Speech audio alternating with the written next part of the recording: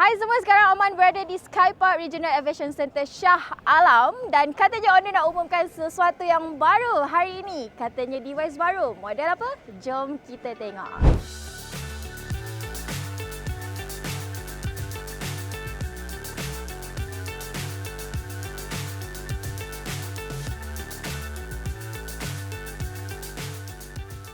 So, jawapan dia adalah Honor Magic V6. Siapa yang ikut flow cerita telefon bola lipat Honor pasti tahu setiap model ada cerita tentang ketahanan dia. Daripada V3 masuk mesin basuh, V5 digantungnya sofa dan V6 kali ni sampai tarik kapal terbang. Tak percaya? Jom kita tengok.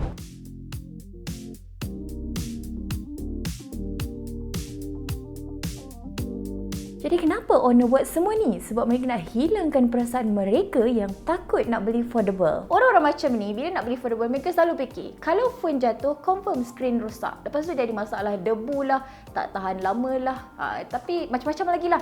Tapi owner kata mereka buat Honor Magic V6 ni dengan hinge yang lebih kukuh, skrin yang tahan lasak dan paling penting ada IP68 dan 69.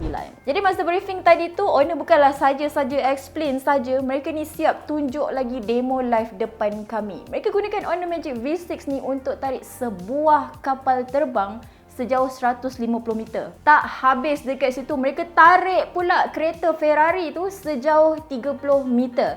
Dan ada juga satu demo lagi yang menunjukkan macam mana telefon ni boleh bertahan dengan berat seorang dewasa tengah buat pull up.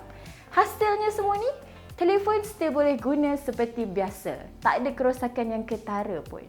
Jadi di mana rahsia semua ni? Owner kata pada Super Steel Hinge. Honor Magic V6 ni dia menggunakan Super Steel dengan ketahanan kekuatan yang mencapai 2800 megapascal. Ini bermaksud owner kata hinge mereka adalah 75% lebih baik berbanding keluli biasa yang digunakan pada foldable di pasaran. Dan 2 kali ganda lebih baik berbanding keluli yang digunakan pada kenderaan elektrik.